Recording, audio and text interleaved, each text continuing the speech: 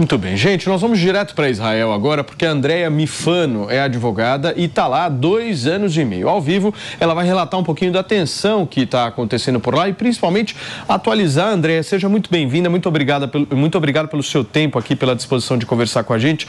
Eu quero entender como é que está essa questão da sirene no local onde você está e onde você está. Bom dia para vocês aí no Brasil, bom dia Felipe, bom dia a todos, obrigada por me receberem aqui.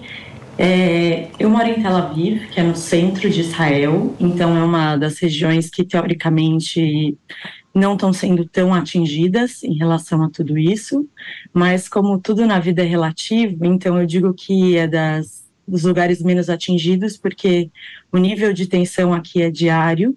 A gente tem essas sirenes que tocam, a gente não sabe quantas vezes por dia isso pode acontecer, a gente não sabe quando que o Hamas vai mandar uma nova barragem de foguetes contra a gente, e quando essa sirene toca, aliás, eu peço desculpa se isso acontecer, porque pode acontecer, a gente tem que sair correndo de onde quer que a gente esteja, e se você tiver um quarto reforçado, estiver perto de um bunker, num abrigo antibombas, você vai até esse abrigo, mas muita gente não tem, então o que se faz? A gente vai para as escadas do prédio, que teoricamente seria o lugar mais reforçado, né, de onde a gente está, sem falar da tensão de todo dia, que eu acho que propositalmente as informações estão saindo aos poucos para os habitantes de Israel também, e a gente descobre o que mais que aconteceu, né, o que mais o Hamas fez, né, em relação àquele massacre, quanto mais pessoas a gente conhece que ou foram assassinadas ou foram sequestradas, a gente não sabe se isso pode acontecer com a gente depois. Esses dias vocês viram que saiu que o plano do Hamas era usar armas químicas contra os civis de Israel. Então, graças a Deus isso não aconteceu, mas significa que é algo que eles pretendem fazer.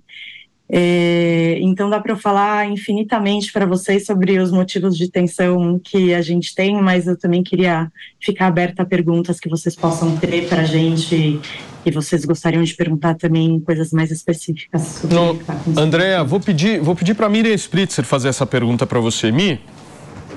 Oi, Andréa, é muito interessante tu comentar sobre isso, sobre essa questão de tensão, né, porque eu acho que a gente acaba vendo em vários veículos de comunicação muito sobre Israel tá bombardeando agora Gaza e discussões sobre cessar-fogos, enfim, mas existe um risco para a população de Israel que esse ataque não pode acontecer de novo. Então eu queria saber como é que tu tá vendo essa relação aí de vocês mesmo aí em território israelense em relação a críticas ao governo, em relação a essas críticas internacionais, porque eu acho que se fala muito sobre as coisas que Israel faz errado, mas a gente não conversa muito sobre a situação atual dos israelenses. Tem uma atenção para vocês estarem aí diariamente, uma sirene significa que tem um foguete que está a caminho de vocês e que vocês têm que se proteger, fora outros tantos riscos, né? Sim.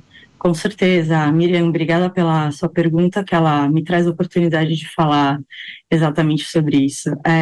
Para a gente que vive em Israel, na verdade, para os judeus pelo mundo, é muito duro ver a cobertura, não só dessa guerra, como do que acontece em Israel em geral, que normalmente ela é focada na reação de Israel e não no que está por trás disso, no que causa e exatamente o que a população israelense passa, né? E além dessa questão, né, da tensão diária que eu comentei para vocês, que eu ainda tenho sorte que o que atualmente é o objetivo comigo é que só possivelmente um míssil vai cair onde eu estou e eu só vou morrer através de uma explosão e talvez vou morrer queimada viva, né?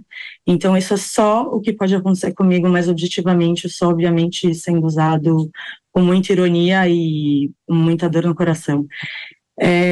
E aí, então, quando a gente vai para essa questão exatamente do que a população de Israel passa, e aliás, antes disso eu queria dizer que tenham certeza que a população de Israel lamenta todos os dias o que a população de Gaza passa, uma coisa que, para a gente também, o que está sendo feito agora lá, é não só fazer com que Israel não tenha mais o perigo de passar por outro genocídio, que é o que está escrito no Estatuto do Hamas, que eles querem destruir Israel e todos os judeus pelo mundo. Mas é a questão que a gente também quer libertar a população de Gaza do Hamas.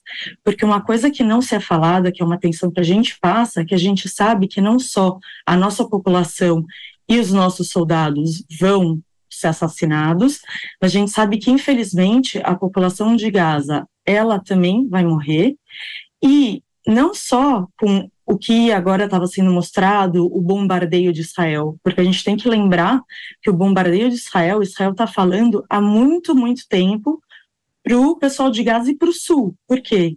Porque Israel não é o país que celebra a morte, né? Então, o que acontece? Esses civis precisam ir para o Sul. O que vocês já devem ter visto e com certeza a Jovem Pan já mostrou? Gaza está fechando as estradas, está bombardeando a população internamente e está proibindo que essa população se desloque.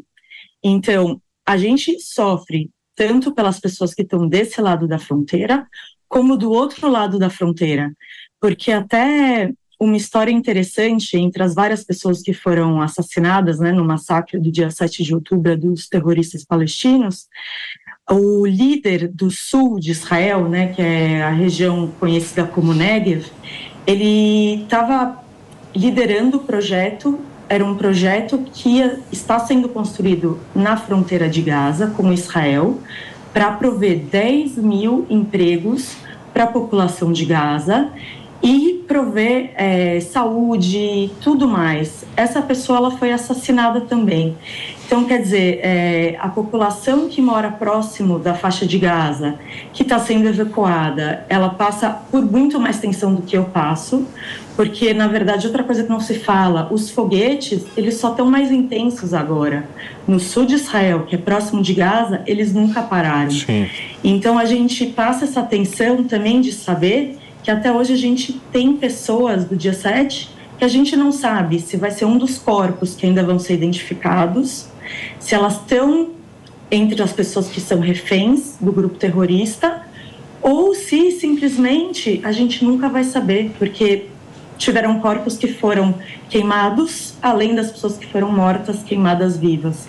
Então, só para falar algumas das tensões. É muito triste. Andréia, deixa eu te agradecer, meu amor, pela sua disponibilidade, pela sua paciência aqui e desejar que isso termine o mais rápido possível. A gente está numa cobertura aqui na Jovem Pan, você sabe, você está acompanhando, o microfone não está aberto para vocês, ele está escancarado. A hora que vocês quiserem, vocês chamam a gente aqui e entrem para conversar. Tá bom? Obrigado. Muito obrigada e lamento pelo que está acontecendo no México, e eu espero que o Hamas não diga que foi Israel também que está fazendo esse problema no México. Obrigado, Andréia. Estou à disposição. Valeu. Tchau, bom dia.